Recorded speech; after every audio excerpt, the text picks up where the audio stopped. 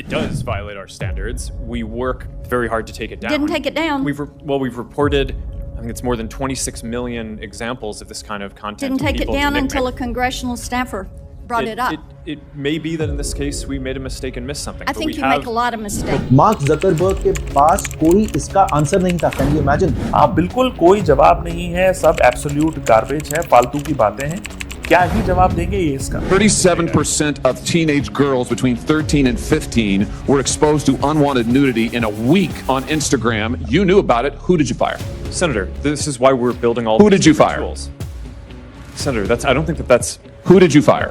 I'm not going to answer that. Because you didn't fire anybody. कह रहे हैं, I won't answer this. इसका मतलब कि उन्होंने किसी को फायर नहीं किया. It appears that you're trying to be the premier sex trafficking Of course site not, Senator. in this country. Senator, that's ridiculous. No, it Senator, is not ridiculous. Of You course want we to don't turn want around this. and We don't tell want these this people content that. on our platforms. And Why don't you take it down? We do take it We down. are here discussing. We do more work need to you take it all down to than- work than- with than- us. No, you're not. You are not. अगर आप में हिम्मत है तो पीछे जो जिनकी families का आपने लॉस किया है उनकी तरफ देखकर ये बार आप बोलिए कि this is ridiculous. You're on national television. Would you like now to apologize to the victims who have been harmed by your product? Show them the pictures. Fake नकली अपॉलॉजी दी है. आपकी एक्सप्लेनेशन नहीं चाहिए किसी को. यहाँ पर आपको रिस्पॉन्सिबिलिटी लेनी है, ना कि आप वहाँ पर एक फर्जी एक्सप्लेनेशन दे रहे हैं बैठ के. And what follow-up did Instagram do when you have a potential pedophile clicking on "I'd like to see child porn"? What did you do next when that happened? उसमें लोगों की जानें भी जा रही हैं. इन सारी मौतों के जिम्मेदार आप हैं. Mr. Zuckerberg, you and the companies before us, I know you don't mean it to be so, but you have blood on your hands. तो सिगरेट और गन्स के लिए तो फिर भी लॉज हैं जो एग्जिस्ट करते हैं, उनको और स्ट्रॉन्ग बनाया जा सकता है. लेकिन सोशल मीडिया के लिए अगर आप देखें, और स्पेशली सोशल मीडिया से जो 18 साल से कम के बच्चे हैं या 13 से 16 की जो एज के बच्चे हैं, उनको प्रोटेक्ट कैसे करें, उसके लिए उसको गवर्न करने के लिए आज सच कोई लॉ ही नहीं है. मतलब यूएस में भी नहीं है, इंडिया में नहीं है, बड़ी बड़ी कंट्रीज में नहीं है. तो उन्होंने ये कहा कि अब ये टाइम आ गया है कि हमें पहल करनी चाहिए कि हम बहुत स्ट्रॉन्ग लॉज बनाएं और प्रोटेक्ट करें बच्चों को. तो सोशल मीडिया जो थी वो बनी थी इसलिए कि आप अपने लव्ड वन से, अपने दोस्तों से, अपने रिश्तेदारों से टच में रहें, और एक पॉजिटिव इंटेंट था उसमें जरूर. लेकिन धीरे धीरे धीरे उन सेनेटर ने यही बताया कि एक तरह से एक डार्क एनर्जी ने, या आप ये कह लिए कि कुछ बुरे लोगों ने एक इस पूरे प्लेटफॉर्म को घेर लिया है, इस पूरी सोशल मीडिया की स्पेस को घेर लिया है और इसको एक नाइटमेयर बना दिया है, बिल्कुल एक बुरे सपने के जैसा, for Americans and also for people all around the world. और ये तो तब है जब आर्टिफिशियल इंटेलिजेंस, एआई जो है वो बस अभी एक अपनी शुरुआती दौर में है. जब एआई और ज्यादा बढ़ जाएगा तो सोचो सोशल मीडिया के साथ एआई का इन्फ्लुएंस कितना एक पोटेंशियल रखता है आपकी जिंदगी को बेहतर बनाने का भी और आपकी जिंदगी को बर्बाद करने का भी. यार इसमें ना बड़ी डिस्टर्बिंग स्टैटिस्टिक्स भी कुछ सामने आई हैं. एक सेनेटर हैं हॉली, जिन्होंने हॉली तरीके से मार्क जुकरबर्ग की खाल उधेड़ दी, बिकॉज ये एक बहुत ही डिस्टर्बिंग स्टैटिस्टिक्स है. So trigger warning, mention of nudity. तो यहां पर वो बता रहे हैं कि उनकी टीम ने मार्क जुकरबर्ग के प्रोडक्ट्स को स्टडी किया. प्रोडक्ट्स यानी कि उनके प्लेटफॉर्म्स, सोशल मीडिया प्लेटफॉर्म्स जैसे कि इंस्टाग्राम और फेसबुक, और उसमें पाया हसन के पिछले एक हफ्ते में there are 37% of the respondents जो 13 से 15 साल के बीच की लड़कियां हैं, बच्चियां हैं, जिनके सामने अनवांटेड न्यूडिटी फ्लैश हुई है. And obviously as disturbing as it is, इस पे सेनेटर हॉली मार्क ज़करबर्ग से पूछ रहे हैं कि आपने इस चीज को होने दिया, आपने एज एन आपकी टीम ने, तो आपकी टीम से आपने किसको फायर किया? रेस्पॉन्स में मार्क ज़करबर्ग बता रहे हैं कि हम अपने प्रोसेसेस बिल्ड करते हैं. ये उन्होंने फिर उनकी बात काट के सेनेटर ने पूछा आपने किसको फायर किया, हु डिड यू फायर? और मार्क ज़करबर्ग इसका जवाब नहीं दे रहे, कह रहे हैं आई वोंट आंसर दिस, जिसका मतलब कि उन्होंने किसी को फायर नहीं किया. एंड ऑब्वियसली क्यों करेंगे वो, राइट?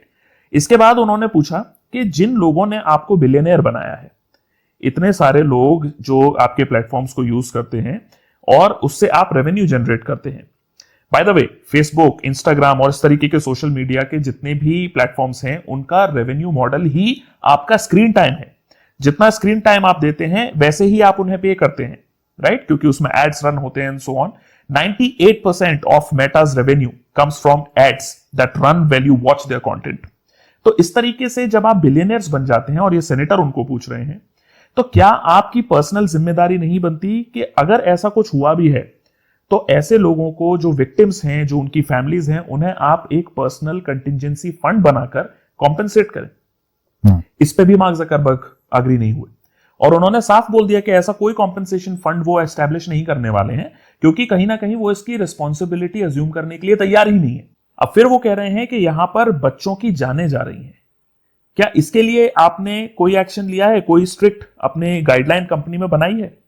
उस पर उनका जवाब है, this is inappropriate, to discuss this is inappropriate.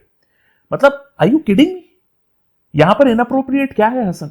यहां इनअप्रोप्रिएट है the kind of content that is being flashed in the name of entertainment, जो इतना ज्यादा कंट्रोवर्शियल कंटेंट है और आप कौन सी ऑडियंस को वो दिखा रहे हैं।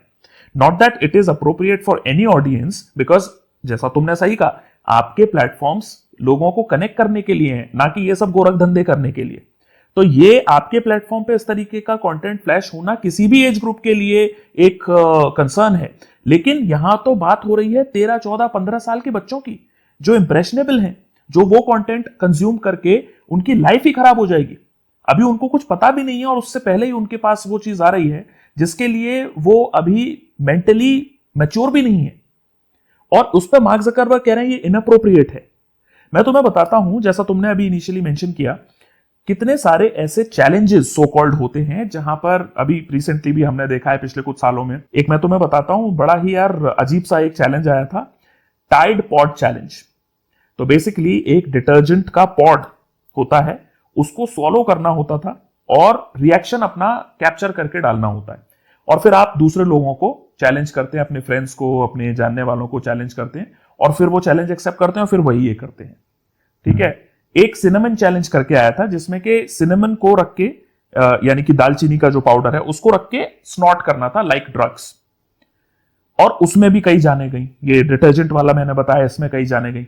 फिर इसी तरीके का एक कीकी चैलेंज था, और न जाने कौन कौन से यार हसन चैलेंज होते हैं। बाय द वे, अगर आपको इस तरह के कोई भी चैलेंजेस पता है जो सोशल मीडिया पर रन हुए हैं, एक ब्लू व्हेल चैलेंज था जिसमें लोगों की जाने गई हैं, या अगर आप खुद भी ऐसे किसी चैलेंज का पार्ट बने, तो उसके बारे में कमेंट्स में नीचे हमें जरूर बताइए।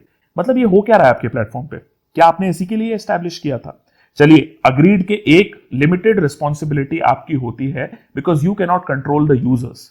लेकिन जब आप इस तरीके का कोई भी इंसिडेंट आपके कॉग्निजेंस में आता है, संज्ञान में आता है, तब आप क्या करते हैं, is what will decide whether you are for और against this kind of activities taking place on your social media platform, right?